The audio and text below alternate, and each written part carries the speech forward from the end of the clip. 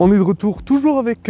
j'essaie de trouver des vues qui sont sympas quoi. Bienvenue dans cette vidéo qui va être plutôt courte. Aujourd'hui on va parler des DJI Mic Mini. Si vous n'avez pas vu les précédentes vidéos où je teste le DJI Neo 2 et que vous voulez avoir un test dans la vie réelle de ces micros, je vous invite à aller voir ces vidéos parce qu'elles ont toutes été tournées avec le DJI Mic Mini. Aujourd'hui moi je vais vous présenter le pack complet avec la base que vous avez et ce qu'ils appellent les 2 TX et le 1 RX. Donc soit vous en avez un, soit vous en avez deux en fonction du pack. Mais le micro tout seul ne sert à rien. Ces micros sont incapables d'enregistrer localement de l'audio et de même ils ne peuvent pas être reliés à des appareils sans passer par le RX. Les seuls appareils capables de se connecter en direct, c'est directement les caméras de chez DJI, donc ça va être les Action Cam ou les DJI Pocket, voilà les petites caméras, bref. Pour toutes les autres caméras, que ce soit un smartphone comme ce qui est en train de me filmer actuellement, un appareil photo, une caméra ou quoi que ce soit, vous êtes obligé d'avoir le petit receveur. Au niveau de la boîte, vous pouvez directement mettre les micros en gardant le petit dead cat par-dessus. De base, dans le petit trou que vous avez juste là, vous avez le petit receveur en USB-C. Pour ceux qui ont des iPhones encore avec le Lightning, donc les anciens iPhones, il faut acheter l'adaptateur à côté. Ce que j'avais peur moi à la base, c'est que le petit adaptateur USB-C, à chaque fois je suis obligé de l'enlever, de le remettre, etc. En fait, pas du tout, vous pouvez très bien le laisser.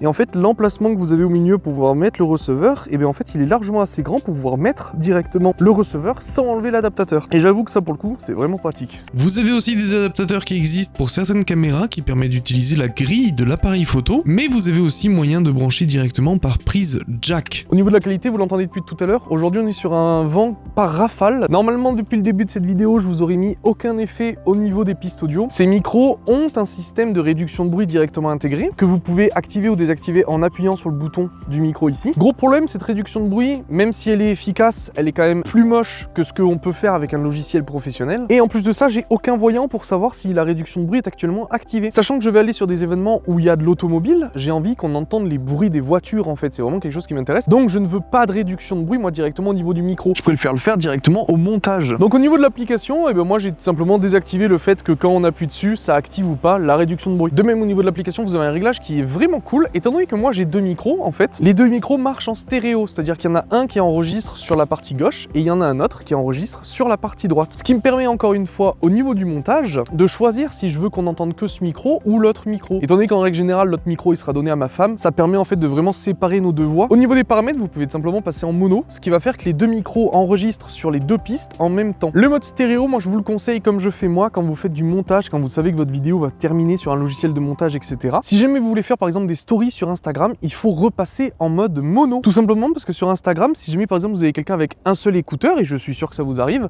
ben si vous n'êtes pas en mono, il va entendre qu'un seul des deux micros. Personnellement, c'est peut-être le seul défaut que je trouve à ce système, c'est qu'il n'y a pas de bouton pour régler directement si vous êtes en mono ou en stéréo sur le receveur. Ouais, il suffirait qu'il y ait un bouton avec un voyant qui change de couleur, stéréo, mono. Là, vous êtes obligé de passer par l'application. Autre défaut que moi j'ai déjà eu sur des enregistrements qui sont relativement longs, alors je sais pas à quoi c'est dû, mais ça m'est déjà arrivé quand j'avais le drone qui volait assez proche de moi, d'avoir des grosses interférences au niveau du micro. Et pour le coup, je suis vraiment pas spécialement loin, je filme encore une fois avec un téléphone, mais ça m'est déjà arrivé d'avoir plein de micro coupures et vous avez dû les entendre sur les vidéos précédentes. Et le dolly zoom, pour le coup, c'est quelque chose qui est assez complexe à faire en temps normal. Il faut vraiment avoir un truc ultra stabilisé, en même temps gérer le zoom, en même temps gérer la mise au point. Peut-être que ça va le faire aussi aujourd'hui, étant donné que j'ai aucun retour, je peux pas vraiment savoir. Et ça aussi, pour moi, c'est un défaut sur ce genre de micro. J'aurais bien aimé qu'il y ait une prise jack qui me permette d'avoir en temps réel le retour. Au niveau de l'autonomie, j'ai fait déjà plusieurs heures d'enregistrement. Je dois être à 4-5 heures d'enregistrement avec ces micros. J'ai jamais rechargé le boîtier. J'ai jamais eu besoin de le recharger et il est encore rempli. Je vous mettrai ce qui est écrit sur la fiche technique, mais pour l'instant, moi, j'ai pas pu faire de test en réel. Là, on a vraiment beaucoup de vent. Là, je vais vous mettre vraiment le micro pur. On en profite. Et je vous mettrai le même extrait, mais avec l'IA d'activer. Il y a une branche devant mon téléphone, là.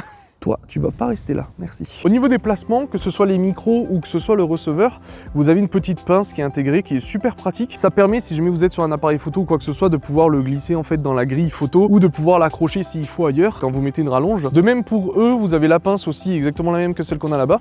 Mais en plus de ça, vous avez juste au-dessus un petit aimant qui permet de faire ce que je viens de faire là, c'est-à-dire que vous le mettez sous votre vêtement et vous pouvez venir directement caler le micro absolument n'importe où. C'est pas des aimants qui sont ultra puissants, hein. On est vraiment sur des aimants, ça reste très correct, hein. J'ai vraiment pas peur de le perdre, mais si vous avez un vêtement un petit peu plus gros comme une veste, ça sert à rien d'essayer, je vous conseille directement de passer avec la petite pince, qui pour le coup, elle, tient aussi extrêmement bien. Au niveau de la portée, donc là je suis dos à l'appareil, on va commencer à marcher tranquille, alors je risque de disparaître un petit peu sous le décor, ça va être compliqué. Mais là je suis dos à l'appareil, donc théoriquement le plus compliqué pour lui. Pour l'instant, ça a l'air de plutôt bien marcher, je pense. Alors bien sûr, ce qui est bizarre, je suis là. Je sais pas si on verra ma main. On voit même pas ma main. Ah oui, c'est ridicule. Je suis vraiment assez loin là pour le coup, je suis à plus de 15 mètres. Ils annoncent, je crois, plus de 100 mètres. Je vois pas l'intérêt, j'avoue, de capter à plus de 100 mètres. Personnellement, même dans des événements, quand je suis avec ma femme, je pense pas qu'elle va se retrouver à plus de 100 mètres de moi. Donc, c'est largement potable. Pour l'instant, le seul défaut que j'arrive à lui trouver à ces micros, c'est finalement ces petites micro-coupures que j'ai eues dans d'autres vidéos. Je sais pas quoi c'est dû, est-ce que c'est mon téléphone, est-ce que c'est mon micro, est-ce que c'est une interférence, je sais pas. Voilà, c'était une toute petite vidéo, j'espère que ça vous aura plu. N'hésitez pas à me faire des retours en commentaire ou à me poser des questions, comme d'habitude, je réponds à tout. Je vous invite aussi à liker ou à disliker cette vidéo si elle vous a plu ou non. Et puis on se retrouve pour une prochaine mini vidéo. Allez, peace!